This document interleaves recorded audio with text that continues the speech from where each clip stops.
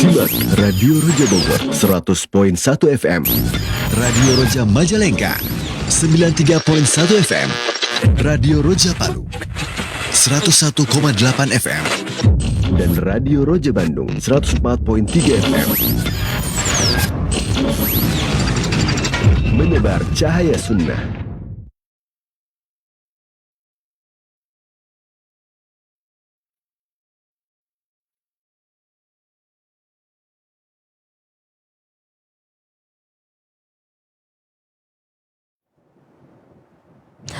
Assalamualaikum warahmatullahi wabarakatuh.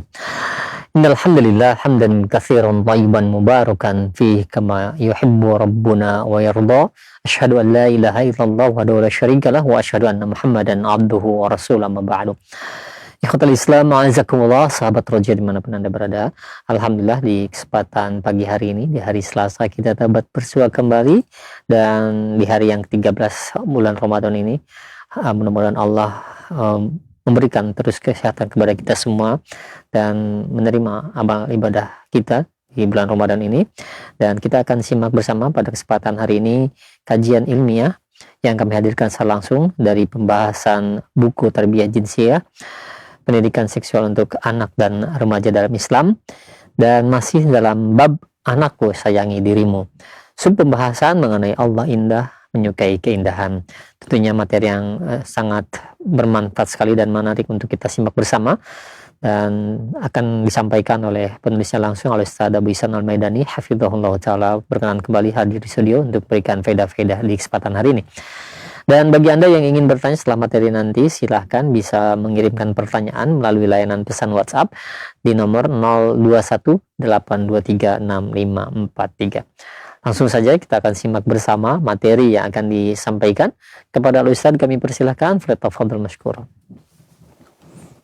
Assalamualaikum warahmatullahi wabarakatuh. Alhamdulillah, nahmaduhu wa nasta'inuhu wa nastaghfiruh, wa na'udzubillah min sururi anfusina wa sayyiati a'malina. May yahdihillah fala mudhillalah wa may yudlil fala hadiyalah. Asyhadu an la ilaha illallah wahdahu la syarikalah wa asyhadu anna Muhammadan abduhu wa rasuluh. Ya ayyuhalladzina amanu ittaqullah haqqa tuqatih wa la tamutunna illa wa antum muslimun wa ba'du. Ma'asyiral muslimin, sahabat Roja yang dimuliakan Allah. Pertama, tentunya kita bersyukur kepada Allah Subhanahu wa taala atas nikmat dan karunia yang Allah limpahkan kepada kita. Teramat banyak nikmat yang telah kita terima, dan kewajiban kita adalah mensyukurinya. Kemudian salawat dan salam atas Nabi kita Muhammad sallallahu alaihi wasallam, keluarga beliau, sahabat beliau, umat beliau sampai hari kemudian. Para pemirsa, sahabat Roja, kaum muslimin dan muslimat yang dimuliakan Allah, kita masih membahas bab Anakku Sayangi Dirimu, yaitu memberikan pemahaman kepada anak bahwa tubuh kita ini adalah amanah dari Allah Subhanahu wa taala. Anugerah yang Allah titipkan kepada kita, ya tentunya harus kita syukuri, itu yang pertama. Dan yang kedua adalah kita harus menjaganya sesuai dengan apa yang Allah Subhanahu wa taala perintahkan, yaitu menjaganya untuk tetap berada di atas fitrahnya. Karena syaitan berusaha untuk merubah-rubah ciptaan Allah Subhanahu wa taala. Ya, menghasung manusia supaya merubah-rubah ciptaan Allah Subhanahu wa taala agar mereka keluar dari fitrah yang Allah Subhanahu wa taala gariskan atas anak Adam. Kita sampai pada bab Allah Maha Indah dan menyukai keindahan. Innallaha jamil yuhibbul jamal. Sesungguhnya Allah itu Maha Indah dan Allah Subhanahu wa taala menyukai keindahan. Karena fisik yang sempurna itu adalah karunia dan nikmat yang Allah berikan kepada kita. Maka biasakan anak untuk selalu bersyukur dan menjaga nikmat itu dengan sebaik-baiknya. Lalu bagaimana caranya? Bagaimana cara menjaganya? Tentunya dengan melakukan apa-apa yang bermanfaat dan menjauhi perkara yang dapat memudaratkan badan, yaitu melaksanakan apa-apa yang Allah perintahkan berkaitan dengan amanah tubuh kita ini. Maka lakukan usaha yang baik. Seperti misalnya dalam Islam kita diperintahkan untuk menjaga kebersihan, memakan makanan yang baik, thayyib dan halal, melakukan olahraga yang teratur, istirahat yang cukup, menghindari makanan yang mudarat, yang bisa menimbulkan mudarat bagi diri kita, menghindari makan yang berlebihan, makan yang tidak sehat, dan gaya hidup, pola hidup yang berantakan, misalnya bermalas-malasan, bergadang tanpa tujuan yang dibenarkan, dan yang tidak kalah pentingnya adalah selalu berpikir positif, yaitu mengedepankan husnuzan, baik itu kepada manusia, apalagi kepada Rabbul Alamin, kepada Allah Subhanahu wa Ta'ala. Menenangkan hati, jiwa dengan banyak berzikir dan berdoa kepada Allah Subhanahu wa Ta'ala. Nah, apabila seorang melakukan semua itu karena Allah Subhanahu wa Ta'ala, dengan harapan badan menjadi sehat dan kuat, sehingga mampu untuk melaksanakan kewajiban-kewajiban ubudiyah, ibadah kepada Allah Subhanahu wa Ta'ala, maka itu akan membawa kebaikan bagi dirinya di dunia dan juga nantinya di akhirat insyaallah. Nabi SAW bersabda, "Al-mu'minul qawi khairun wa ahabbu ilallah minal mu'minid dha'if wa fi kullin khairun." Mukmin yang kuat itu lebih baik dan lebih disukai Allah daripada mukmin yang lemah. Dan dua-duanya ada kebaikan. Tapi yang kuat itu lebih baik daripada yang lemah. Kenapa? Dengan kekuatan itu dia bisa melakukan banyak amal saleh, kebaikan-kebaikan. Dia bisa bermanfaat bagi orang lain, ya, daripada mukmin yang lemah ini, yang mukmin yang lemah, ya, yang mungkin justru dia yang mengharapkan uluran tangan atau bantuan dari orang lain. Dan sesungguhnya Allah Subhanahu wa Ta'ala menyukai ahabbu ilallah, ya, mukmin yang kuat ini. Karena banyak amal-amal saleh, kewajiban-kewajiban agama itu syaratnya adalah kemampuan, kekuatan. Ya, misalnya seorang ingin menunaikan rukun Islam yang kelima, ibadah haji, tentunya syaratnya dia kuat melakukan perjalanan. Demikian juga ibadah yang kita lakukan sekarang, ya, yaitu puasa juga, ya, disyaratkan di situ kemampuan secara fisik, ya, bukan dalam kondisi orang itu sakit, ya, atau lemah sehingga tidak mampu mengerjakan kewajiban tersebut. Jadi banyak kebaikan-kebaikan yang bisa dilakukan dengan sehat, ya, dengan tubuh yang kuat, ya, lebih banyak daripada mukmin yang lemah tadi.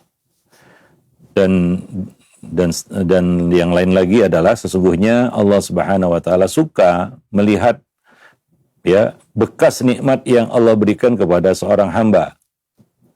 Ya, ingat, kesempurnaan fisik adalah anugerah dan nikmat yang Allah berikan kepada seseorang. Yang mana artinya adalah dia akan ditanya tentang nikmat tersebut. Ya, karena di hari kiamat nanti tidak akan bergeser tapak kaki manusia, la tazulu qadama 'abdin yaumal qiyamah hatta yus'ala an arba'. Salah satunya adalah an jasadihi fi ma'ablah, tentang jasadnya, tentang tubuhnya, untuk apa dia gunakan tubuhnya itu, ya, untuk apa dia pakai, dia pergunakan, ya, tubuhnya itu. Itu akan Allah Subhanahu wa Ta'ala minta pertanggungjawabannya. Ya, nah maka dari itu, ya, Allah Subhanahu wa Ta'ala suka melihat ya bekas nikmat itu pada hamba tersebut, yaitu dia dikasih sehat, maka dia gunakan sehat itu untuk hal-hal yang bermanfaat, yang membantu orang, melaksanakan kewajiban dan lain sebagainya. Kemudian selanjutnya adalah ingatkan mereka bahwa Allah Subhanahu wa taala itu Rabb yang maha indah dan menyukai keindahan. Dalam hadis yang sahih riwayat Muslim dari Abu Hurairah radhiyallahu anhu, Nabi SAW bersabda, "Innallaha jamil yuhibbul jamal." Riwayat Tabrani ya dari Husain bin Ali, disahihkan oleh Al-Albani di dalam silsilah hadis sahihah. Nabi berkata, "Innallaha jamil yuhibbul jamal wa yuhibbu ma'aliyal umur wa yakrahu safasifaha." Sesungguhnya Allah Subhanahu wa taala Maha Indah dan menyukai keindahan. Menyukai perkara-perkara yang mulia dan membenci perkara-perkara yang hina dan tercela. Ya, maka seorang mukmin menjaga penampilan dirinya, kebersihan, kerapian, ya bukan ya kita katakan kotor, ya jorok, acak-acakan, ya dia selalu tampil indah dan enak dipandang, ya. Nah, itulah seorang muslim, ya. Nabi bahkan menggambarkannya dari tempat tinggal seorang muslim. Nabi perintahkan kita untuk membersihkan pekarangan. Nabi berkata dalam hadis yang sahih, ya tahhiru afniyatakum fa innal yahud la yutahhiru afniyatahum. Bersihkanlah pekarangan rumah kalian, halaman rumah kalian. Sesungguhnya orang-orang Yahudi tidak membersihkan halaman rumah mereka. Itu menjaga lingkungan, kebersihan lingkungan rumah. Nah, kalaulah rumah saja kita perhatikan kebersihannya, apalagi diri kita, ya yang mana itu adalah anugerah yang Allah berikan kepada kita, ya. Anugerah harta seperti rumah dan lingkungan aja harus kita jaga kebersihannya, ya, keindahannya, kerapiannya. Nah, begitulah hidup seorang muslim, ya. Dia menjaga kebersihan lingkungannya. Nabi perintahkan kita untuk membersihkan pekarangan. Ya, logikanya kalau pekarangan aja, halaman saja itu bersih, ya apalagi di dalam rumahnya, ya di dalam rumahnya, ya dia harus menjaga kerapian dan kebersihan itu. Jangan kita bayangkan bahwa para sahabat dulu jorok, kotor, rumah berantakan, walaupun mereka jauh dari kemewahan. Ya, yang namanya bersih itu tidak harus mewah. Yang namanya rapi itu tidak harus megah. Ya, mungkin orang punya rumah sederhana, ya, tapi akan terlihat indah jika bersih dan rapi, ya. Walaupun bukan istana yang megah, gedung yang mewah, bukan. Mungkin cuma gubuk yang kecil, tapi kalau ya rapi dan bersih itu akan terlihat indah.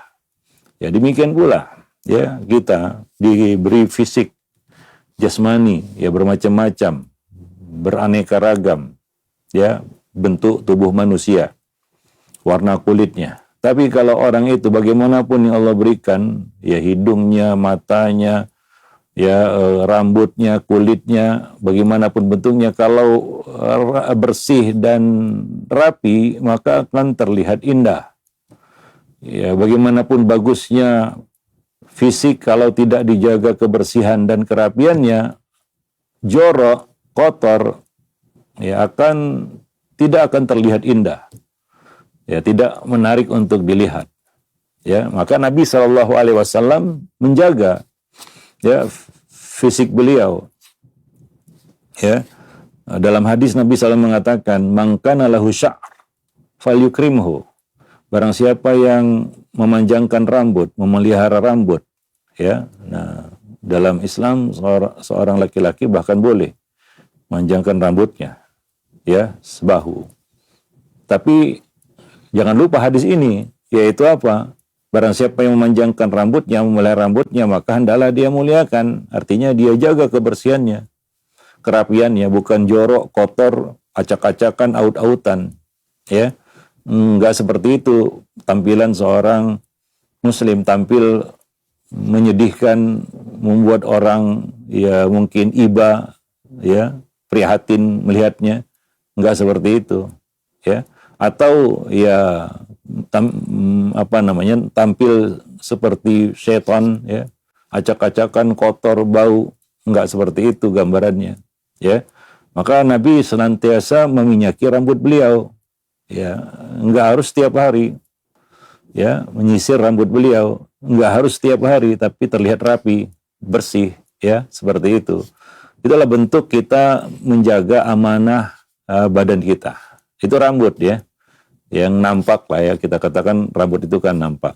Maka ya muliakan itu, ya, jaga ya pemberian yang Allah titipkan kepada kita, ya. Nah, demikian. Dan semua, ya, maka ada sananul fitrah, seperti dalam Islam ada ya memperlakukan bulu pada tubuh itu ada ketentuannya. Bagaimana kumis harus diapakan, harus digunting, jenggot harus dipelihara, dirawat, ya. Kemudian rambut diminyaki, baik itu kita katakan yang pelihara rambut maupun ya kalau tidak ya mungkin dipendekkan, ya. Kemudian bulu-bulu di tubuh, misalnya bulu ketiak dicabut, ya, bulu kemaluan dicukur, ya. Nah, dan yang tidak disebutkan dibiarkan. Nah, seperti itulah, ya, seorang muslim memperlakukan dirinya. Itu fitrah yang Allah Subhanahu wa taala gariskan atas dirinya, ya. Nah, jangan dia rusak, misalnya dengan mentato, mengikir alis atau mencukur alis, ya, sehingga tampilannya menjadi aneh, ya. Nah, begitu muslim diatur hidupnya di dalam agamanya, ya, supaya dia tetap berjalan di atas fitrah yang Allah Subhanahu wa taala telah gariskan atas Adam dan anak keturunannya, ya. Nah, demikian, ya. Dan ini harus ditanamkan dari kecil, ya, sehingga si anak tahu bagaimana cara memperlakukan dirinya, ya. Dia menghargai apa yang Allah Subhanahu wa taala telah titipkan pada dirinya. Nah, ketika keluar rumah misalnya, biasakan anak untuk memperbaiki penampilan dengan berpakaian yang bersih, bagus, dan rapi. Dan yang penting adalah tidak bertentangan dengan kewajiban, ya, sebagai muslim maupun muslimah, yaitu menutup auratnya dengan baik, ya, dengan benar, mengikuti ketentuan-ketentuan yang telah digariskan, ya. Ya, bagi muslimah dia harus memakai hijab yang syar'i, ya, dan bagi kaum pria dia harus betul-betul menjaga kehormatan dirinya, ya, dengan menutup auratnya dengan baik, ya. Nah, seperti itu.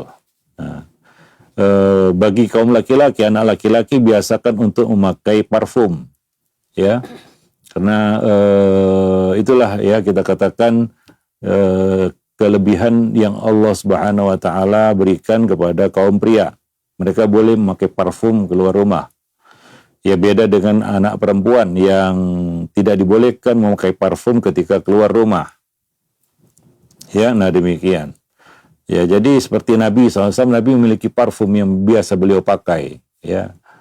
Dan itu salah satu dari dua perkara yang dunia, ya, perkara dunia yang disukai Nabi. Salah satunya adalah at-tib, yaitu parfum. Dan Nabi tidak pernah menolak apabila diberi parfum, ya, dia dihadiahi parfum. Ya, itulah salah satu perhiasan dunia yang bisa kita nikmati, ya, di dunia ini. Dan juga itu akan diberikan nanti di akhirat, ya. Nah, demikian. Jadi bukan hanya lingkungan tempat tinggal yang wangi, ya, yang terjaga kebersihannya, tidak bau dan kotor, tapi juga diri, ya, ya, harus rapi, bersih, dan wangi. Nah, demikian, ya. Karena ya tentunya, ya, kaum laki-laki ini kan banyak berbaur di luar, ya, berinteraksi di luar, sehingga dengan tampilan seperti itu dia tidak mengganggu orang lain, ya, tidak mengganggu manusia, ya. Nah, dan bukan hanya tidak mengganggu manusia, juga tidak mengganggu malaikat, ya, maka dalam Islam ketika kita mendatangi tempat berkumpul seperti sholat berjamaah atau majelis ilmu atau majelis-majelis di mana kaum muslimin berkumpul, kita harus menjaga ya penampilan diri kita. Nah, maka Nabi melarang orang yang makan bawang putih, bawang merah, loba atau tanam-tanaman yang mengeluarkan bau ya, untuk tidak ya datang atau berbaur bersama kaum muslimin baik itu di masjid atau di tempat-tempat lainnya hingga dia menghilangkan baunya itu. Ya, dia menghilangkan baunya itu. Ya, karena manusia akan terganggu.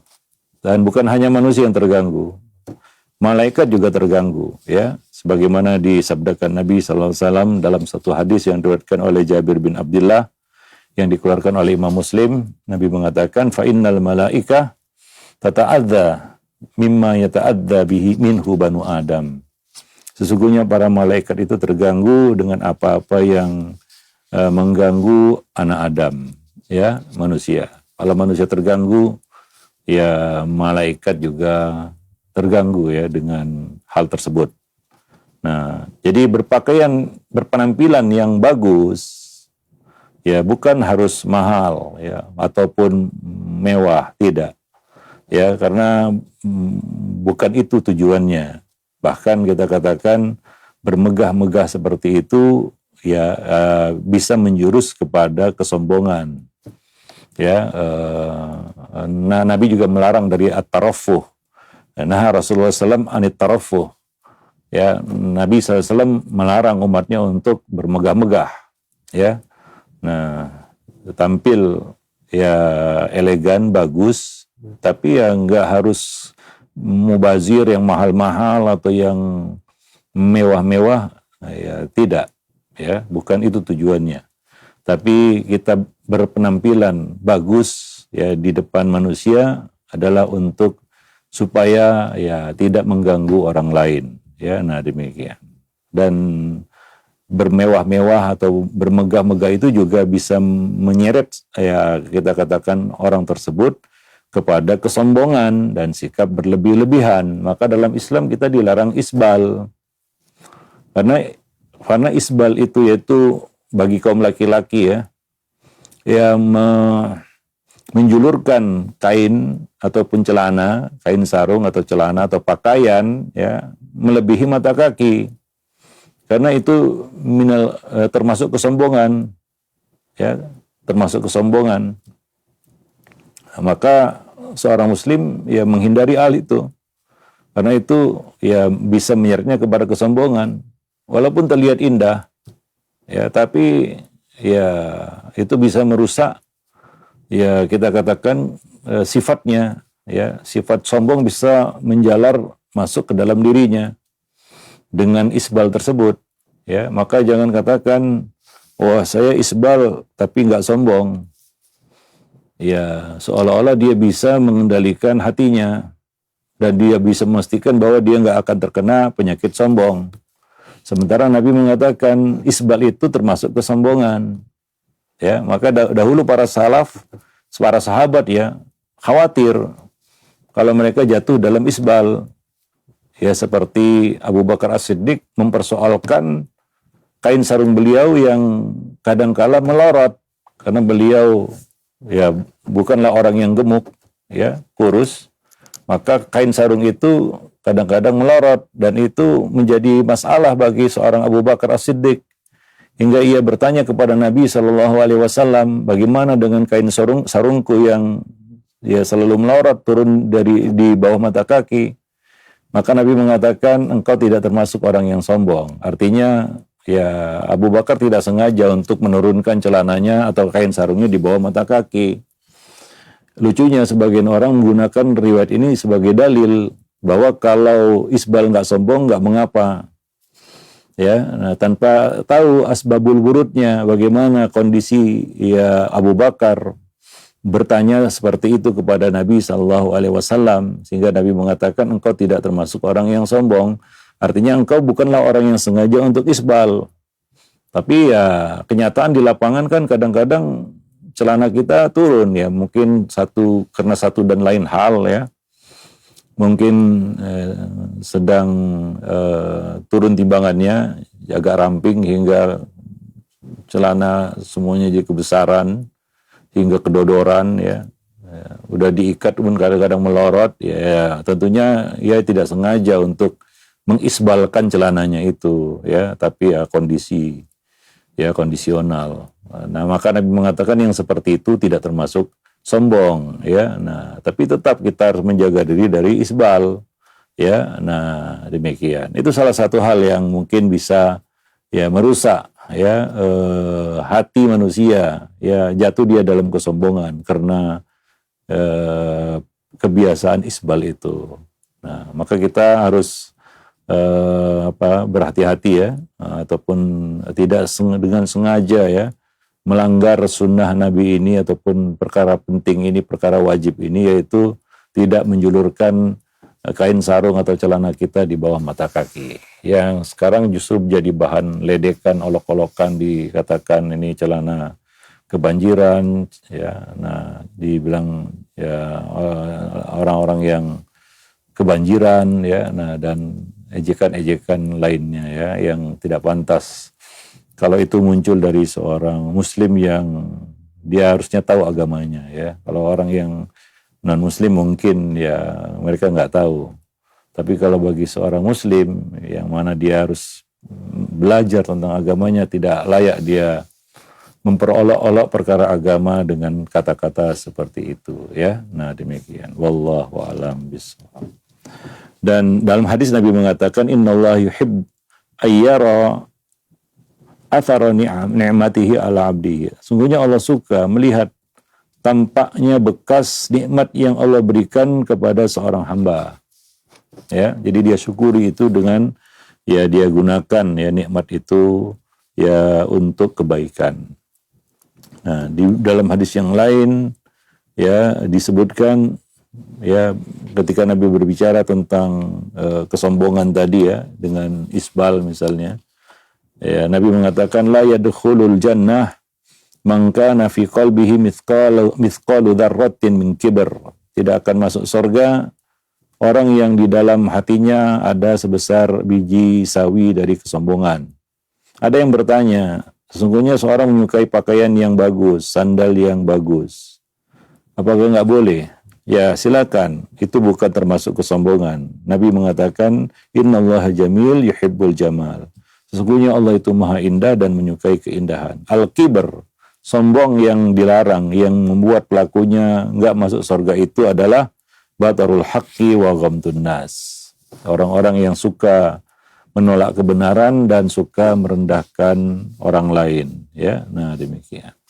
Di antara faedah yang dapat diambil dari hadis tersebut adalah memakai pakaian yang bagus, memperindah diri ya, selama tidak disertai ya sikap ujub terhadap diri sendiri, tidak disertai dengan kesombongan baik lahir maupun batin, maka itu tidak termasuk kiber ya, kesombongan yang dilarang. Ya, nah karena Allah membolehkan perhiasan itu untuk dipakai oleh manusia. Qul, dalam surat Al-A'raf ayat 32 Allah Subhanahu wa taala berfirman, "Qul man harrama zinatallahi allati akhraja li'ibadihi wat thayyibat minar rizq. Qul hiya lil ladzina amanu fil hayatid dunya khalisatan yaumal qiyamah." Katakanlah, siapa yang mengharamkan perhiasan-perhiasan dari Allah yang telah dikeluarkannya untuk hamba-hambanya, dan siapa pulakah yang mengharamkan rezeki yang baik? Katakanlah, semuanya itu disediakan bagi orang-orang yang beriman. Qul hiya lil ladzina amanu fil hayatid dunya khalisatan yaumal qiyamah. Dan khusus untuk mereka saja nanti di hari kiamat. Ya, kadzalika nufassilul ayati liqaumin ya'lamun. Demikianlah kami menjelaskan ayat-ayat kami bagi orang-orang yang mengetahui. Ya, surat Al-A'raf ayat 32. Jadi itu adalah anugerah yang Allah berikan kepada kita ya, yang boleh kita gunakan. Tapi ya gunakanlah dengan sebaik-baiknya ya. Nah, demikian. Taib. Metode pembelajaran di sini yang bisa kita ambil ya di sini. Yang pertama adalah seperti kata pepatah peribahasa di dalam di negeri ini ya, tak kenal maka tak sayang Itu kata pepatah atau peribahasa yang sudah kita kenal sejak dulu ya. Tak kenal maka tak sayang. Maka sejak usia dini ya, ajaklah anak untuk mengenali dirinya. Memperhatikan setiap anggota tubuhnya. Berikut fungsi dan kegunaannya. Ya, kenalkan bagian-bagian tubuhnya hingga bagian organ yang paling pribadi. Bagian yang harus dijaga sedemikian rupa agar jangan sampai terlihat. Ya. Dan apalagi dirusak, disakiti. Ya, nah demikian. Atau ya kita ubah-ubah ya ciptaan Allah Subhanahu wa taala itu, kita rusak ya. Nah, dengan mengeluarkannya dari fitrah. Nah, itu harus diperkenalkan kepada anak sejak dini ya, untuk mengenali dirinya supaya dia bisa menyayanginya dan menjaganya. Ya, bahwa ini ada titipan amanah dari Allah Subhanahu wa taala. Setiap penyimpangan dari syariat itu akan membuat kerusakan pada tubuh manusia. Maka kita dilarang, ya apalagi sampai merubah-rubah ciptaan Allah, yang laki-laki jadi perempuan, yang perempuan jadi laki-laki atau transgender. Nah ini ya tentunya karena dia tidak, orang-orang yang melakukan itu tentunya dia tidak menghargai ya ciptaan Allah Subhanahu wa taala, tidak mensyukuri apa yang Allah Subhanahu wa taala berikan kepada dirinya. Ya, sehingga ya dia mau melakukan hal-hal yang ya kita katakan hina seperti itu ya. Nah, yang justru hari ini bagi ya sebagian orang itu dianggap biasa, dianggap normal ya. Padahal itu adalah salah satu tipu daya setan terhadap manusia, yaitu merubah-rubah ciptaan Allah Subhanahu wa taala. Ya, kita harus menjaga itu tidak merubah-rubah ciptaan Allah. Maka tanamkan dari kecil ya pengetahuan tentang dirinya, sehingga dia mengenalinya dan bisa menyayanginya dan menjaga nikmat Allah Subhanahu wa taala itu. Ya, karena Allah Subhanahu wa taala telah menciptakannya fi ahsani taqwim, dalam sebaik-baik bentuk. Itulah bentuk yang terbaik yang Allah Subhanahu wa taala berikan kepada manusia. Ya, maka jangan kita katakan dirubah-rubah atau ditukar-tukar ya karena mengikuti ya mungkin mode dan lain sebagainya. Ya, nah itu yang pertama. Yang kedua, berikan penjelasan ini dengan redaksi yang kita sesuaikan dengan usia dan kemampuan berpikir anak. Ya, di setiap fase usianya. Ya, bagaimana kita memperkenalkan anak balita mungkin bawah 5 tahun untuk mengenali dirinya. Ya, mungkin dia udah mulai bisa mengenali kita katakan jenis kelamin. Saya laki-laki, itu perempuan. Dia sudah mulai bisa mengenali, ya. Nah, itu balita mungkin baru bisa. Kemudian ya masuk ke fase usia berikutnya basuta. Ya, bawah 10 tahun, mungkin antara 5 dan 10 tahun. Nah, ini juga harus kita perkenalkan lebih dalam lagi ya. Nah, tentang apa itu laki-laki dan perempuan secara spesifik. Masuk usia 10 tahun ke atas remaja, itu mungkin lebih banyak lagi yang harus diketahui tentang dirinya. Di mana saat itu sudah mulai terjadi perubahan-perubahan secara fisik pada dirinya yang berbeda dengan lawan jenisnya. Ditambah lagi dia sudah masuk pada persiapan untuk masuk usia baligh. Di mana pada saat usia baligh jelas terjadi perubahan-perubahan pada diri manusia. Nah, itu harus diberikan penjelasan tersebut ya sesuai dengan tingkatan usia mereka. Ya, nah demikian. Dan ini tentunya harus dikawal oleh orang tua tentunya, karena ada hal-hal yang kadang-kadang tidak mereka dapatkan di sekolah. Ya, maka di sini peran pendidikan rumah sangat penting ya untuk bisa memberikan pemahaman yang benar kepada anak tentang perubahan-perubahan yang terjadi pada diri mereka. Ya, nah demikian. Nah, kemudian seiring dengan perkembangan usia anak, yang ketiga ini ya, teruslah memberikan informasi dan ilmu pengetahuan tentang keajaiban-keajaiban tubuh manusia. Ya, misalnya ya mengenali manusia dari ujung rambut sampai ujung kaki. Ya, mungkin dengan bahasa yang sederhana. Ya, sehingga mereka bisa merasakan tanda-tanda kebesaran Allah pada diri mereka. Ya, nah misalnya sebagai contoh nih seputar alat reproduksi, ya manusia, ya dan proses penciptaan manusia, ya bagaimana dia tercipta, ya sehingga dia bisa mensyukurinya, lebih bersyukur lagi, ya dan dia lebih takjub dan kagum terhadap penciptanya. Dan ini sekaligus untuk menanamkan ya tauhid rububiyah pada diri anak. Ya, bahwa dia menyaksikan dan mengetahui dengan ilmu ya tanda-tanda kebesaran Allah Subhanahu wa taala pada dirinya. Bahwa itu adalah anugerah yang besar yang patut dia syukuri.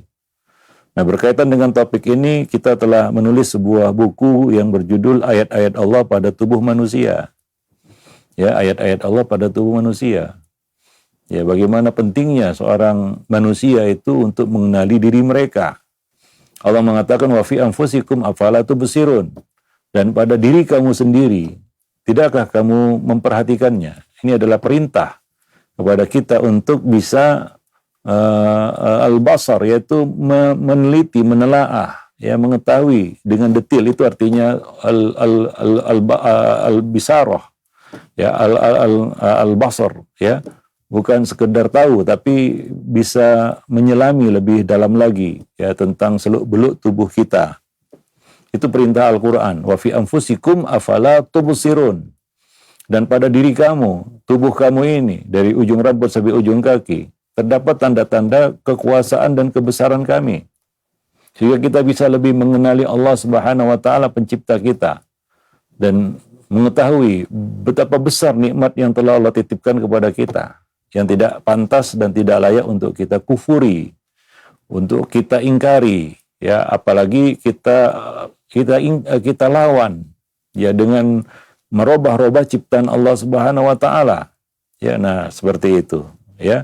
Nah, untuk topik tersebut kita telah menulis tadi sebuah buku ya, ayat-ayat yang berjudul Ayat-ayat Allah pada tubuh manusia. Nah, ini mungkin bisa sebagai rujukan referensi ya bagi para orang tua. Ya, untuk ya bisa berbicara kepada anak tentang hal seperti ini, ya, memberikan informasi dan ilmu pengetahuan tentang hal tersebut. Ya, wallahu a'lam bishawab. Ya, mungkin sampai di sini dulu materinya, nanti akan kita lanjutkan masih pada poin metode pembelajaran berkaitan dengan ya perintah ataupun anjuran untuk memperkenalkan ya anak kepada dirinya sendiri, ya. Wallahu a'lam bishawab. Aqulu qouli hadza astaghfirullah li wa lakum lisairil muslimin innahu huwal ghafurur rahim. Nah, baik, alhamdulillah, terima kasih banyak Ustaz. Syukran jazakallahu atas materi yang telah disampaikan di kesempatan hari ini. Mudah-mudahan jadi yang bermanfaat untuk kita semua dan mengetahui hakikat bahwa Allah itu indah dan mencintai keindahan dari bab anakku sayangi dirimu. Baik, untuk selanjutnya kami buka sesi interaktif, sesi tanya jawab. Silakan bagi Anda sekalian yang ingin bertanya perihal pembahasan ini, Anda bisa mengirimkan pertanyaan melalui layanan pesan WhatsApp di nomor 0218236543. Nah, yang pertama kami ajukan, Ustaz, ada pertanyaan. Assalamualaikum warahmatullahi wabarakatuh. Ya Ustaz, apakah benar bahwa Ibunda Aisyah pernah memotong rambutnya pendek hingga di atas bahu? Nah, lalu apakah anak-anak kita diperbolehkan atau seorang istri diperbolehkan untuk memotong rambutnya karena memang suami juga menyukai hal tersebut, Ustaz? Jazakallahu khair. Iya, ada ya dan boleh. Yang dilarang bagi wanita itu adalah menggunduli ataupun mencukur pendek rambutnya sehingga menyerupai pria. Ya, boleh dia potong pendek ya. Asalkan satu, tidak ada di situ unsur tasyabuh dengan pria. Ya, tidak ada unsur tasyabuh dengan pria. Yang kedua, tidak ada unsur tasyabuh dengan secara khusus spesifik wanita-wanita kafirah. Dan yang ketiga, pendek di sini maksudnya bukan menggundul ya, karena wanita tidak boleh menggundul kepalanya, kecuali untuk alasan yang dibenarkan, misalnya karena penyakit ya, atau karena hal-hal lain yang yang diperlukan atau dibutuhkan. Misalnya ada penyakit pada kepalanya ya, atau karena pengobatan ya, kadang-kadang perlu untuk mencukur rambutnya. Ya ini tentunya atas saran ataupun perintah ataupun kita katakan bimbingan dari orang yang berkompeten, yaitu tenaga atau ahli medis ya, yang menentukan itu ya, bahwa dia perlu untuk mencukur atau menggundul rambutnya. Nah begitulah ya kita katakan perlakuan seorang wanita terhadap rambutnya ya. Nah demikian. Iya, baik. Terima kasih banyak Ustaz. Syukran jazakallahu atas jawabannya demikian. Dan selanjutnya ada pertanyaan. Kami ajukan. Ya Ustaz, bagaimana menasihati anak remaja kami yang penampilannya apa adanya, dia tidak mau dirapikan rambutnya juga, dan terkadang jarang mandi Ustaz. Sudah diingatkan berkali-kali tapi dia tidak mendengarkan hal tersebut, dan dia tidak mau diatur mengenai masalah penampilan dan masalah mandi juga. Ya, ini kebiasaan ya, yang mungkin tidak tertanam dari kecil ya, misalnya menjaga kebersihan tubuh ya, berpenampilan yang rapi, menjaga kebersihan. Ini memang enggak muncul instan begitu saja. Ini ada pepatah kita mengatakan Allah bisa karena biasa. Yes. Satu, mungkin dia lihat itu contoh ya, yang ada sesuatu yang dia contoh di situ ya. Nah maka ya perlu itu ya, pendidikan ini kan riwayat ya, seperti silsilah mata rantai yang bersambung. Ya kalau nggak ada silsilahnya ya, silsilah bersih, nggak ada silsilah bersih misalnya, yang nggak, agak susah ya membayangkan orang itu tiba-tiba kepikiran bersih gitu ya. Nah misalnya orang yang nggak biasa mandi lah, ya bisa aja terjadi keajaiban tiba-tiba dia suka mandi gitu ya. Tapi kan hidup ini kan bukan tentang kebetulan ya. Ya makanya ada latihan-latihan di dalam Islam. Ibadah itu adalah latihan kan begitu ya. Nah supaya ya sesuatu itu memang terbentuk ya, terbangun dia. Ya dengan misalnya sholat ya, sholat kita dilatih untuk disiplin. Ya dalam Islam ada 5 waktu ya, kita dilatih untuk disiplin waktu. Ya itu kan latihan tiap hari ya. Nah, diharapkan dengan itu akan muncul kebiasaan disiplin terhadap waktu. Ya maka orang yang memang terlatih dari kecil sholat 5 waktu ya, secara otomatis ya, ataupun itu kalau benar ini penanamannya ya, dia akan menjadi orang yang disiplin ya, dengan sholat yang sudah dia biasakan 5 waktu dari kecil begitu ya. Nah juga hal-hal lain ya. Nah maka berlakulah tadi pepatah atau peribahasa, Allah bisa karena biasa ya. Nah maka itu harus dibiasakan dari kecil.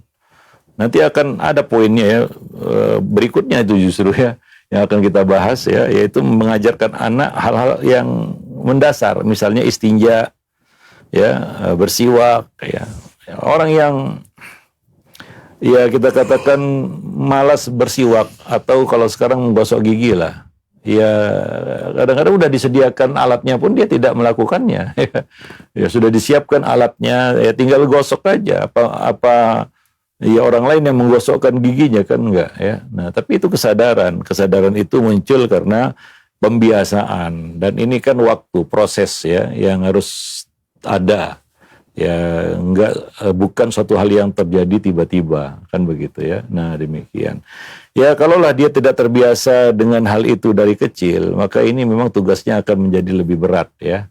Nah karena kalau kebiasaan itu sudah mengakar kita katakan, untuk merubahnya itu kan perlu effort yang besar ya.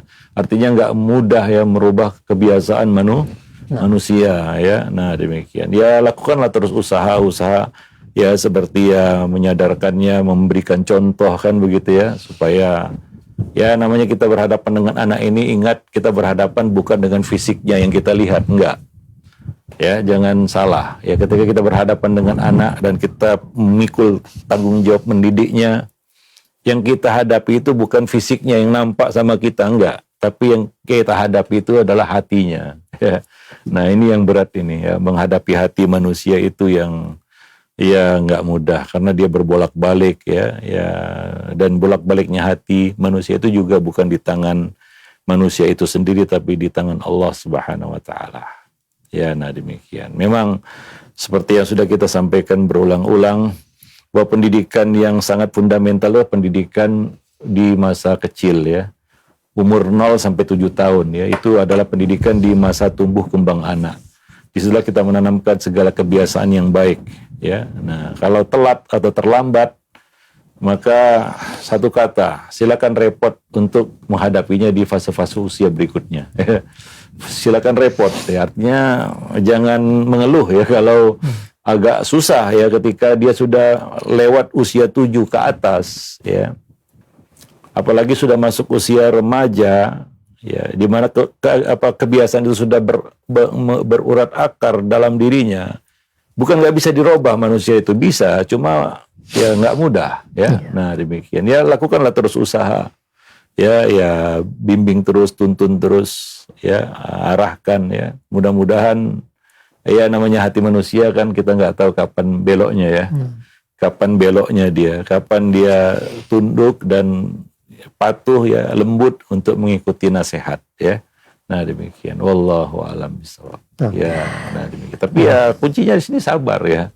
Jangan berekspektasi untuk bisa kita lakukan itu dengan mudah. Ya, ketika kita abai dan lalai di usia-usia tumbuh kembangnya untuk menanamkan nilai-nilai positif, ya, nilai-nilai Islami, ya, di usia 0 sampai 7 tahun itu. Ya, nah demikian, ya. Nah, Ustaz. Iya, baik. Alhamdulillah, terima kasih banyak Ustaz. Syukuran jazakallahu atas jawaban dan penjelasannya. Mudah-mudahan bermanfaat. Dan selanjutnya ada pertanyaan kembali Ustaz. Ya Ustaz, bolehkah wanita yang berhijab dia menyemir rambutnya dengan warna hitam untuk menutupi uban? Dan sebaliknya, bolehkah juga jika belum beruban dia boleh menyemirnya dengan warna lain selain hitam?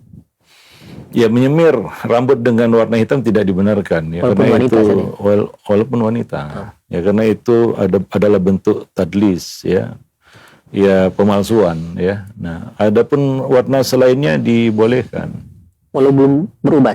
Iya, karena ya rambut manusia kalau nggak hitam ya putih ya, atau warna aslinya ya, ada yang coklat, ada yang warna-warna lainnya. Nah, uban bukanlah sesuatu yang harus kita tutupi, ya, ataupun kita berusaha untuk palsukan. Begitu kita memperlakukan diri kita, ya. Nah, kalau nggak disemir juga ya nggak apa-apa, nggak harus disemir juga uban itu. Itu sebagai pengingat juga bahwa kita sudah masuk usia senja. Biasanya uban itu muncul di usia senja, ya. 40 tahun ke atas sudah mulai muncul uban di situ ya. Nah, sebagai penanda juga itu semacam sensor ya pada diri kita. Ada manfaatnya Allah ciptakan itu, bukan tanpa kita katakan tujuan ataupun tanpa ada hikmahnya. Nah, demikian kita memperlakukan diri kita. Wallahu a'lam bishawab. Apakah termasuk sunnah Ustaz ketika sudah beruban terus disemir dengan warna lain?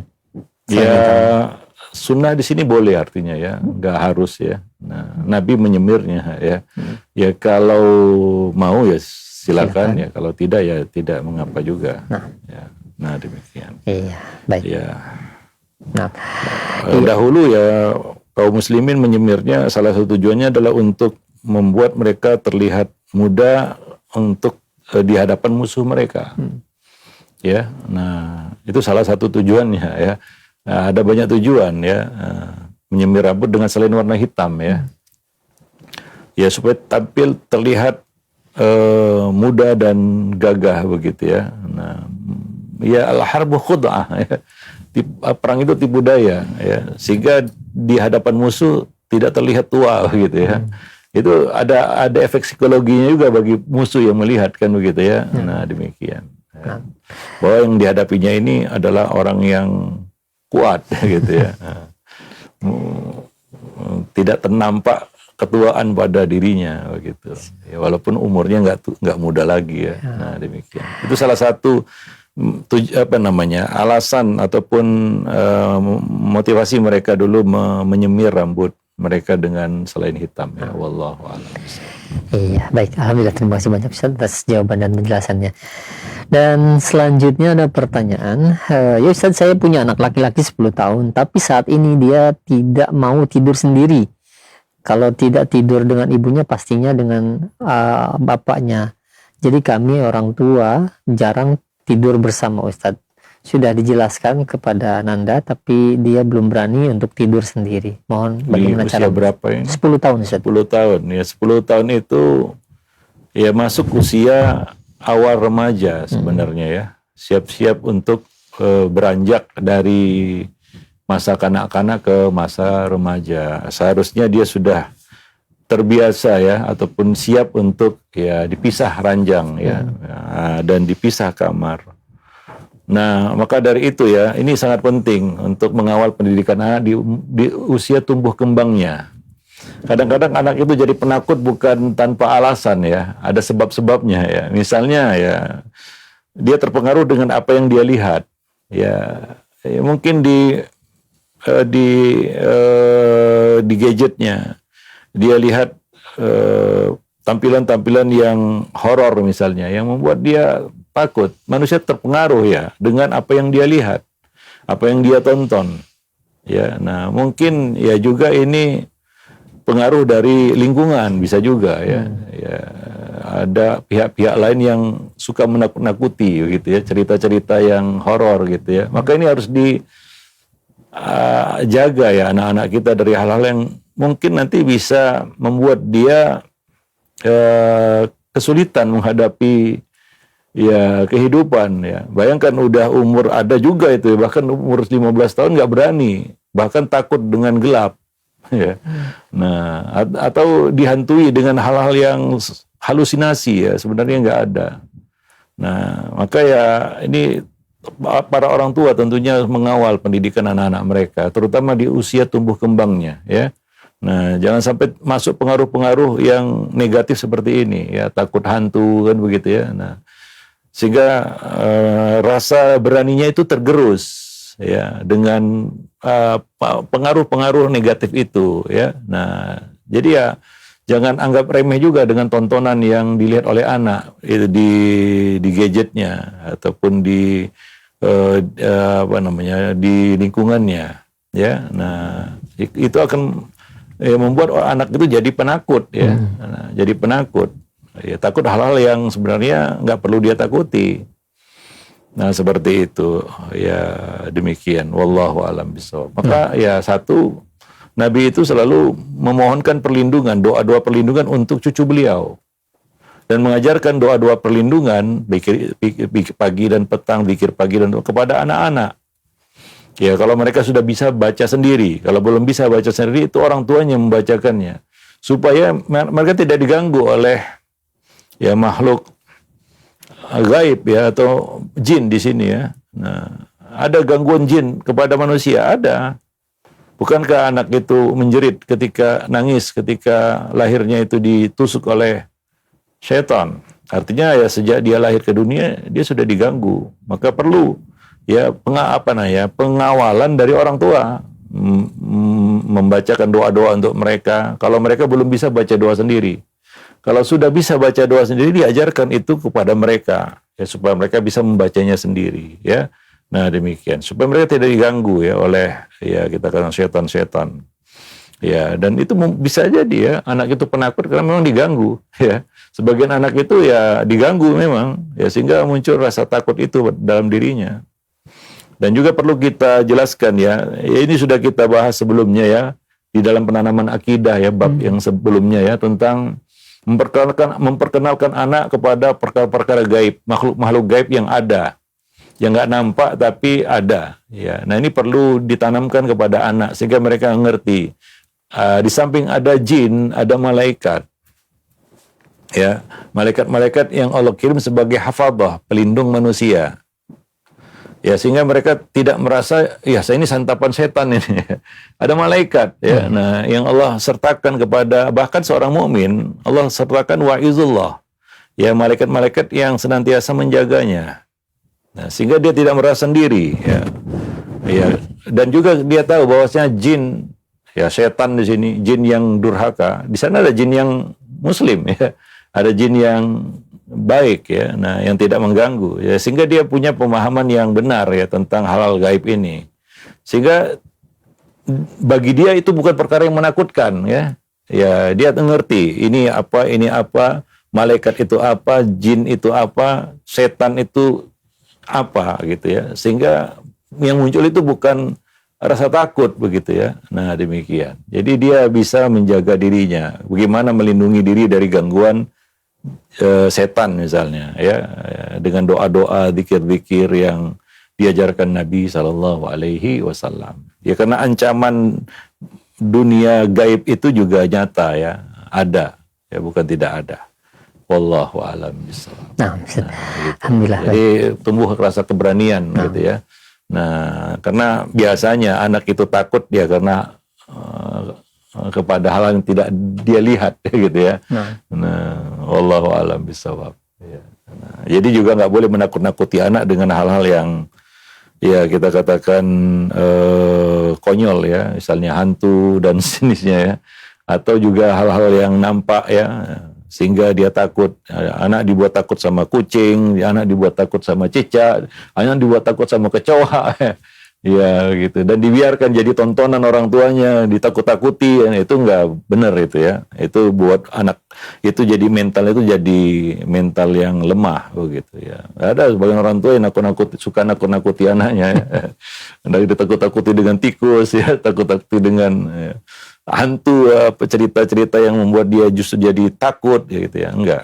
Ya, didik anak itu supaya dia jadi, ya, punya akhlak suja'ah, berani, ya. Nah, demikian. Tapi ya bukan berani ngawur, ya, dia berani dengan ilmu, gitu. Oh, dia tahu ini setan itu adalah musuhnya, ya, nggak perlu dia takuti, ya. Nah, demikian. Wallahu a'lam bishawab. Iya, baik. Terima kasih banyak Ustaz. Syukran jazakallahu khairan atas jawaban dan penjelasannya. Nah, ada pertanyaan Ustaz, ini dari penanya, tidak disebutkan nama dan tempatnya. Ya Ustaz, saya seorang ibu sambung di mana punya anak sambung perempuan berusia 26 tahun. Saya menikah dengan bapaknya pas di usia 18 tahun, anaknya yang 18 tahun Ustaz. Tapi anak ini membuat aturan bahwa saya tidak boleh ikut campur mengenai kehidupannya. Kebetulan anak ini hidup sebebas-bebasnya, sering menginap dan pulang dini hari, dan juga sering safar kemana-mana dengan laki-laki. Jika saya ikut campur, maka saya akan bertengkar dengan suami saya tersebut, Ustadz. Apakah saya mengingkari dalam hati saja sudah cukup? Karena saya tidak mau bertengkar dengan suami saya mengenai hal ini, karena mengingat anak itu anak sambung, bukan anak kandung, Ustadz. Iya, ya tentunya kita punya keterbatasan, ya. Apalagi kondisinya seperti itu. Ya, kewajiban kita terhadap manusia adalah tawasi bil haqqi wa tawasi bis sabri, ya. Nasihati dengan cara yang hak dan dengan kesabaran, ya. Nah, ya, hati kita nggak tahu kapan berbeloknya, ya, kapan dia lembut, ya. Nah, ya, di samping pertama tentunya ya doakanlah, ya, karena manusia bisa berubah, ya, jangan buru-buru memvonis, ya, karena itu hal yang akan membuat tugas kita tawasi bil haqqi wasabri itu berantakan, ya. Nah, maka ya mungkin kita bisa masukkan nasihat melalui orang yang dia dengar, mungkin ayahnya, ya. Nah, demikian, ya. La ikraha fiddin, jangan memaksa, ya. Ya, sampaikan nasihat, ya, dengan, ya, bijaksana, ya, mungkin, ya, kita berhadapan dengan hati manusia, ya. Ingat tadi, ya, ketika kita berhadapan dengan anak, kita bukan berhadapan dengan fisiknya yang terlihat di mata kita, enggak. Yang kadang-kadang bikin sebel, bikin kesel, ya. Ya, tapi kita berhadapan dengan hatinya, ya. Nah, itu yang harus kita taklukkan. Perlu kesabaran di situ. Karena kalau nggak sabar kita, ya, mungkin bisa berantakan semuanya, ya. Nah, dan itu berat memang. Nah, bisa sabar menghadapi manusia itu berat. Ya, nah, ya, keinginan kita, ya, keinginan semua orang, ya, ingin anaknya lurus, ya, bagus, soleh, ya, seperti yang dia inginkan. Tapi kadang-kadang kenyataan nggak berbanding lurus dengan itu ya. Ya ada kenyataan-kenyataan yang harus diterima. Ya ada hal-hal yang nggak bisa kita lewati, ada batas-batas di situ. Ya, nah maka ya fattaqullaha mastata'tum. Sampaikanlah nasihat ya dengan bijaksana ya. Ya mudah-mudahan ya kita nggak tahu ya kapan kata-kata itu mengena di hati, lalu dia berubah, kan begitu ya. Nah, wallahu a'lam bishawab.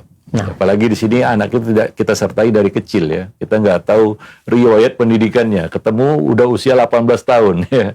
Itu kan usia sudah jadi ya, sudah matang, di mana itu sangat berkaitan dengan riwayat pendidikannya sebelumnya ya. Kita nggak tahu, mungkin kita nggak punya riwayat latar belakang pendidikannya. Pendidikan sini bukan SD, SMP, SMA, bukan. Pendidikan yang diberikan oleh orang tua, pendidikan rumah, ya. Ya, nah demikian. Wallahu a'lam bishawab. Kalau ternyata sebelumnya berantakan kan gitu ya, ya berat memang. Di usia-usia seperti itu baru kita masuk dan bicara. Nggak mudah menaklukkan hati manusia itu. Nah demikian. Wallahu a'lam bishawab. Iya, mungkin baik. Itu ya. Cukup, Ustaz. Ya cukup sampai di sini dulu ya, mudah-mudahan bermanfaat. Aku qouli hadza astaghfirullah li wa lakum lisairil muslimin innahu huwal ghafurur rahim. Baik, alhamdulillah, terima kasih banyak Ustaz. Syukuran atas waktu yang telah diluangkan untuk kami semua dan juga ilmu yang disampaikan, jawaban yang telah diberikan dari pertanyaan-pertanyaan yang masuk di layanan pesan WhatsApp, yang mudah-mudahan ini bermanfaat untuk kita semua, wawasan tambahan, ilmu yang bermanfaat tentunya. Dan masih dalam pembahasan buku Tarbiyah Jinsiyah, pendidikan seksual untuk anak dan remaja dalam Islam, pembahasan Anakku Sayangi Dirimu, yaitu Allah indah dan menyukai keindahan. Dan jazakumullah khairan, barakallahu fikum kepada antum semua yang sudah menyimak acara kami di kesempatan hari ini. Semoga menjadi pahala bagi kita semua dan selalu berusaha, dan jangan lupa untuk berdoa kepada Allah untuk bisa terus diberikan kekuatan untuk bisa mendidikan anak kita menjadi anak-anak yang soleh dan soleha. Demikian kami undur diri, mohon maaf apabila ada kesalahan. Assalamualaikum warahmatullahi wabarakatuh.